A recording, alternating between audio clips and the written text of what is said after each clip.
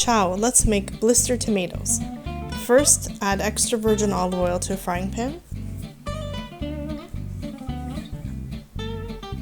Next, add grape tomatoes. Set to medium heat and cover with a lid and cook for about 3 minutes. Toss, cover with the lid again and cook for another 3 minutes.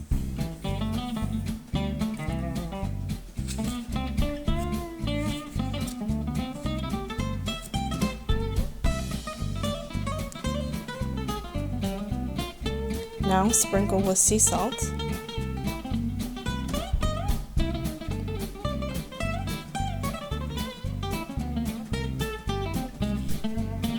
Add fresh chopped basil leaves.